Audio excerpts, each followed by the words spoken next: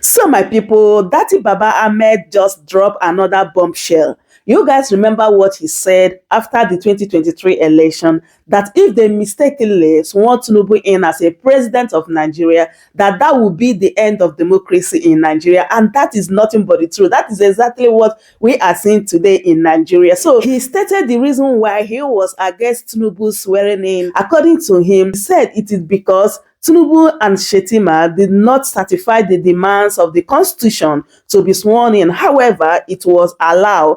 And today, we are really seeing everything Datti Baba Ahmed said. Nigeria has become a lawless country under Tinubu's government.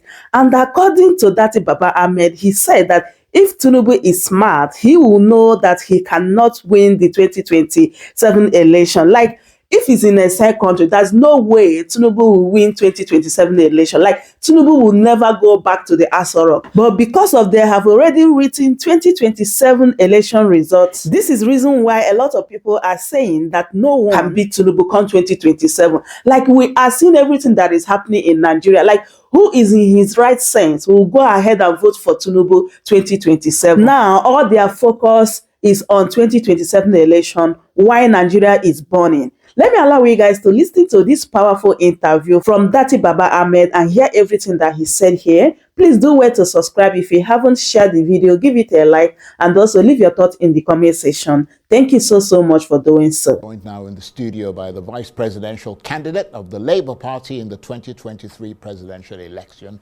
Yusuf Datti Baba Ahmed. How nice to see you again. Hello, Charles. And I was commenting earlier that you look really fresh and well rested. So you're obviously doing something right. I'm praying for Nigeria, and I think that is right. Which brings me to, first of all, before your first question, let me preempt you and just say Happy Easter to everyone. Only 20 days ago, there was Salah, so happy Salah. And I would just like to say a bit about the so-called most religious country in the world, but with very little faith. I like that. That's a very interesting one, isn't it? Yes. I want to say a bit about right from the very top, from God Almighty, because this is Easter. Salah just passed after Ramadan. We have the 99 attributes in Islam of God Almighty. I believe you have similar, and they all center around ability, capacity of our Creator to do. But then strangely, the Creator, able to do all and everything, he forbade injustice from himself, by himself, unto his creature. Now, the conclusion of my last chat with you was that next to what our Creator does with us is what authority does with us. Now, from number one, God Almighty is first and all. The next, what do you say at the next? Authority. Authority is now synonymous with injustice. So what a difference. Well, let's take this from the just to absolute injustice. Well, let's take it systematically. Yeah. Because you mentioned the last time you were on this program. Since we last spoke on this program, I notice you have not backed down from your maximalist demands of calling out the Tinubu government as illegitimate, even though there is absolutely no sign of any capitulation on their part, or for that matter, that anyone is taking that assessment seriously. So you essentially remain in a deadlock on that front, yet you insist that democracy ended in Nigeria on 29th May 2023, the day Mr. Tinubu was sworn in as president. Why do you maintain that position? And is it just chatter at the moment, given the fact that he is the legitimate president of Nigeria, or legitimately recognized as a president? Thank you for that correction to yourself. Legitimately recognized. You see, a sworn-in government needs to be and must be consistent with the Constitution. of the country. And now if I were to open the relevant sections to you that we have discussed before, they are at variance with the justice served on Nigeria. So with due respect to the justice system, it is valid to ask, did the custodians of the law do the lawful? And the answer is simply no.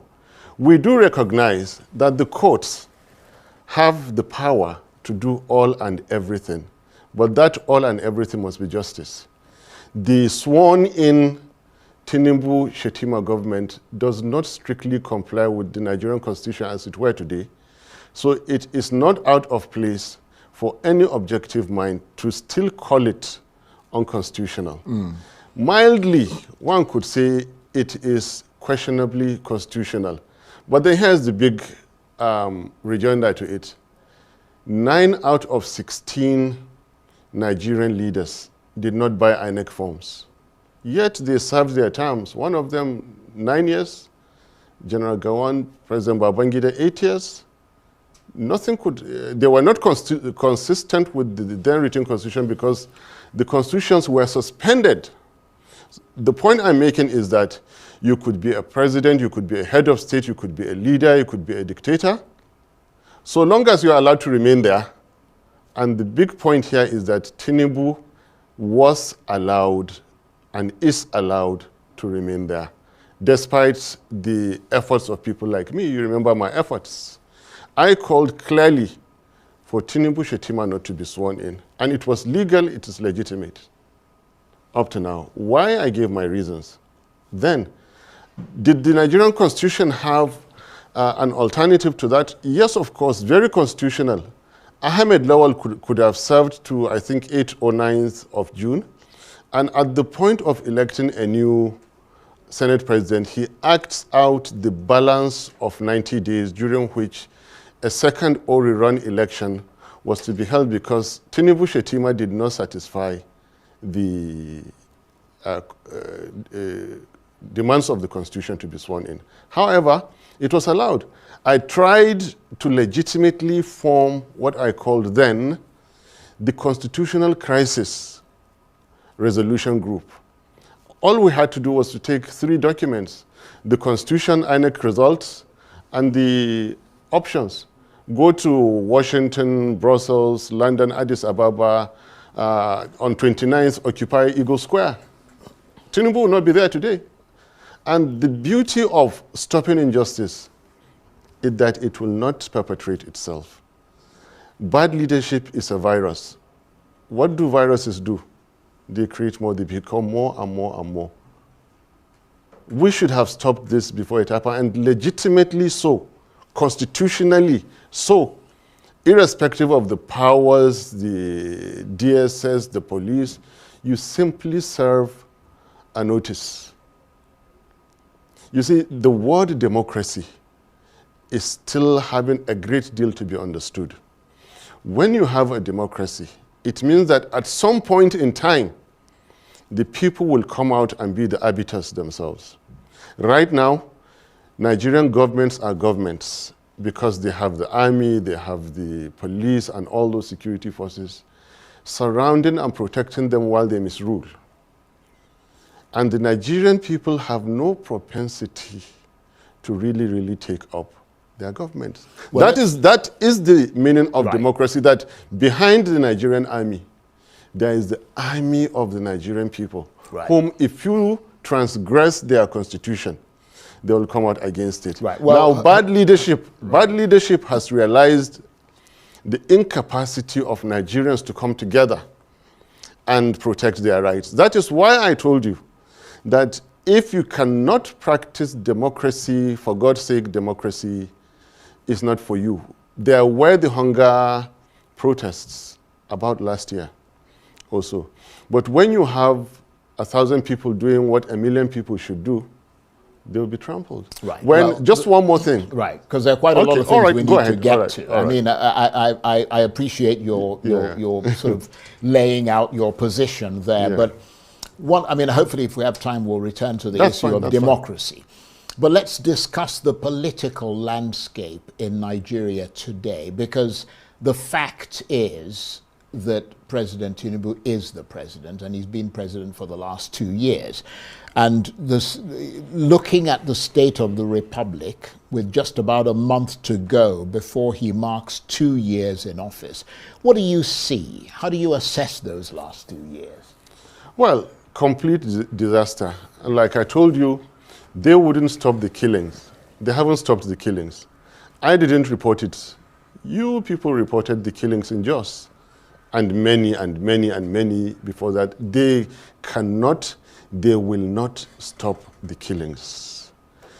They will not stop the stealing and the wasting of Nigeria's blessed resources. They cannot unite Nigeria. But is it really fair to say that? Because if you look at the United States of America, for example, they've got a very efficient police service, very efficient justice system and so on, but people get killed and massacred every day. I mean, you could say that the government isn't stopping it, but you can't preempt every crime, can you? I totally disagree with you. You don't have the kind of stealing in the by government officials in the I was just talking about one specific the insecurity, thing, which is insecurity. I totally disagree with you. There has never been, in recent times, in the last century, a situation where you have the kind of killings that are happening in Jos, that happen in the United States. The U.S. Army has never bombed its own people. Nigerian Army does. Yeah, but the circumstances are different. No, look. I mean, Nigeria is fighting an insurgency, America isn't. Yes, but you have all sorts of crimes and uprisings. The analogy of the example between Nigeria and United States in this particular context is not that relevant, if you see what I mean. We have a hunter that has promised us for 12 years that when they ride out the Jonathan's government, there will be automatic security come with it. There will be automatic peace come with it. The economy will improve. The whole idea behind APC was a lie, is a lie. What did we notice when Buhari came in? Aggravated corruption, like never thought before. New dimensions to insecurity that you have been reporting. Well, I mean, I wasn't sure if you'd taken a pause there, but given that there is this kind of sepulchral silence at the moment, let me step in. Yeah. And move the point to the next thing, because again, as I said, we want to get to as much as possible. Yes. You have constantly argued, and a lot of Nigerians would agree with you, that Nigeria's relative decline over the years has been due, at least in part, if not in full, to a deterioration of the rule of law and the quality of this country's institutions. A disease which has left Nigeria vulnerable to the corroding influence, as you pointed out just a minute ago, of the grabbing hand of the rapacious politician. Could it be said that the rule of law is one of the biggest challenges facing the leaders of this country? Yes. But to make matters even simple for you, is just to put it very, very shortly, the quality of leadership in Nigeria has fallen to the ground. I'll quickly give you 2 examples. I'm not making it up. There is electronic evidence everywhere. A highly placed official of this government said, let everywhere burn. And the next day there were bombings in that state. A serving minister said, let the whole place burn. Please, go back to the 1980s. During President Babangida's time, a military governor just made a passing statement that if he were in service in 1966, he would have joined the coup. Immediately relieved of his commissioning, and that was it. Immediately. This minister who said, let the whole place burn, right now is waxing stronger and stronger and stronger in government. The Nigerian people are not calling for his head because he's too rich, he's too powerful. The president and the vice presidents are so incompetent, they are carried away by their 2027 agenda and the relationship between themselves, that they cannot call a highly placed cabinet member who says, let the whole place burn, for God's sake. Is this leadership? Is this the kind of leader he should have? He is so powerful that as I speak here, I should be concerned of what he can do and he can't do. Is this leadership or is this brigandage? Well, I'll give you another example right. of how bad leadership has become, the way leaders think. Peter Obi gave scholarship, together with me, gave scholarship to a 17-year-old tricycle rider who returned 15 million found. And another elected official stood up and donated 250 million, $250 million, because Peter Obi and I gave scholarship, thinking that money is all about it. Why wouldn't such people go and steal the resources of their country, or of their states, or of their country? Leadership has crashed. The quality has crashed. Well, let me take Rule of law. Rule Right. of law means nothing. Sure. Now in Nigeria, justice, okay, can be twisted to fit anything, to the extent that even when the Constitution clearly spells out the justice system can turn justice into injustice because there is nothing the people can do. Well, you're Nigerians. The message is, right. Look, you're Nigerians. You cannot come out. You cannot challenge. You cannot defend your democracy. So we will do what we want to do. Right. I don't mean Until to keep the day you interrupting can. you, but I'm Yes. very conscious of the fact that time is slipping all right, away, all right. and we've only got about 9 minutes or so Really? left. I mean, we've gobbled up the first 20 minutes. But what I wanted to ask you is that you talk about leadership, and Yes. as I said, many people would agree with you that there needs to be much more upright leadership across the political spectrum in Nigeria. And one of the places that Nigeria has placed hope in for the kind of leadership that you talk about was with the Labour Party, which is your party. How much are you prepared to give vent to what must be your frustration at the internecine conflict between the factions within the Labour Party and the lack of progress in resolving that conflict?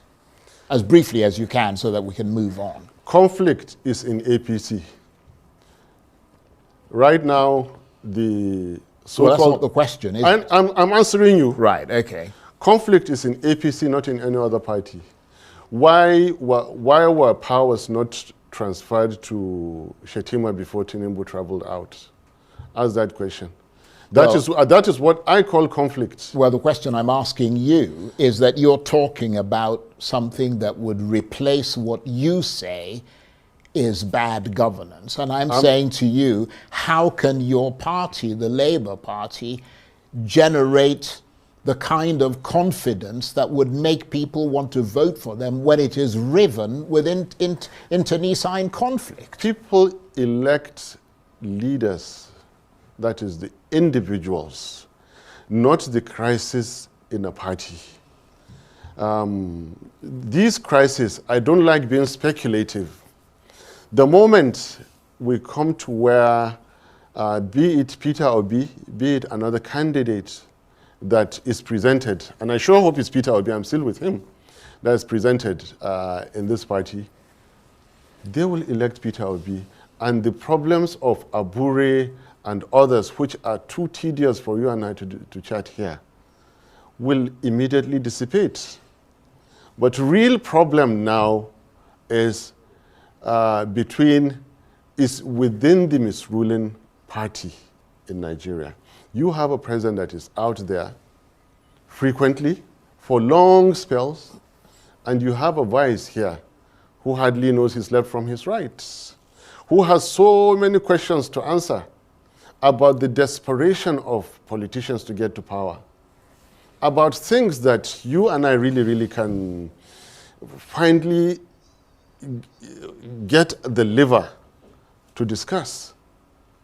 That is where problem is, and that's why I've told you that the quality of leadership in Nigeria has fallen to the ground. That is why anything goes. Anything absolutely right. Well, goes in Nigeria. let's talk about the, because I'm sort of focusing on that issue of how you're going to put a party together, because I mean, you have to have a party, how you're going to have to put a party together that can actually challenge the current government. Let's talk about the reports of a coalition or merger between opposition parties. Conventional wisdom seems to suggest that if the opposition doesn't merge or form such a coalition, and we can see the latest threat from the PDP governors, for example, who seem to be turning their backs on that endeavor. It leaves you all the more vulnerable against the APC and President Tinubu in 2027, doesn't it? The last coalition that was formed,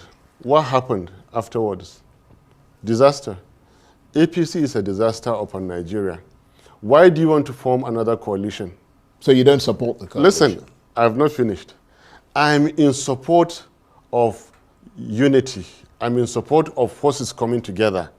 So I'm in support of coalition, not the APC type of coalition. The second part of my answer to you, Labour Party was not a coalition, yet we presented credible data to the Nigerian courts that we scored over 10 million votes over and above APC. Yeah, but some would argue that Labour Party is not the same Labour Party you've got now. You wouldn't inspire that kind of confidence in the Nigerian people. And a better Labour Party shall we make? Well, we have to wait and see when you make that better Labour Party. Exactly.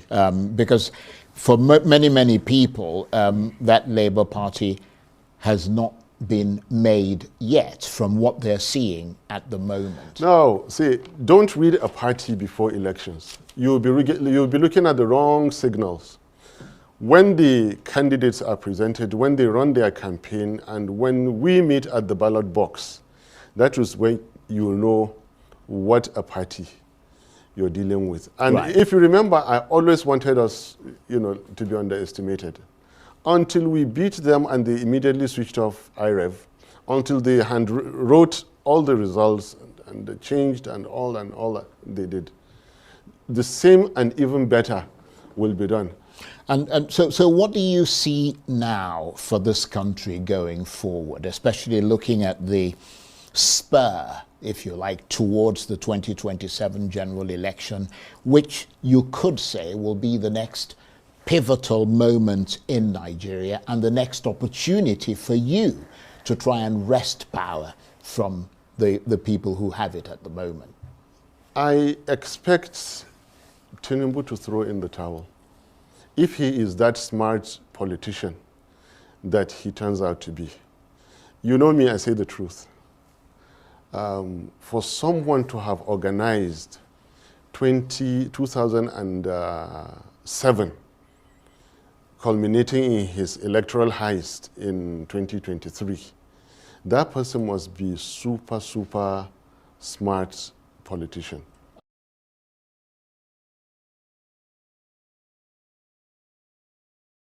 I'm not praising him at all. It's not good to be what really he is that I don't want to say. But look, he skipped 2007 and jokingly made Atiku candidate, made Ribadu and somebody 11, made Buhari in 15, Buhari won, and then skipped 2019 and then stole 2023. If he is that smart, everything is there for him that he's going to lose 2027. If he is that smart, because everything is there. There are two possible candidates that I cannot mention, and they are the nemesis of Tinubu. Tinubu's time has come. It has been proven that APC is a lie. Buhari did not develop Nigeria. Buhari did not provide security. Buhari did not fight corruption. neither will Tinubu ever do this. So going forward, I see APC losing this election. I see Nigerians somehow uniting. Listening to what someone like me is saying that, look, if you cannot practice this democracy, it's not for you. And then Nigerians will decide to come out and practice democracy for the first time. And then bad leadership will begin to have no hiding place in Nigeria. And then gradually we'll begin to heal our land. We'll begin to recover. We'll begin to unite and take each other's as fellow Nigerians, brothers and sisters. Their time is up. On that note, I want to thank you very much indeed, because your time is up. And my time here with you is up. Yes. I want to thank you very much My indeed pleasure. for taking the time to come and It talk looks like to us. 3 minutes to me. Well, it was half an hour. Yeah. Yusuf Datti Baba Ahmed is the vice presidential candidate of the Labour Party in the 2023 presidential election. Thank you very much indeed. Welcome to Shamra.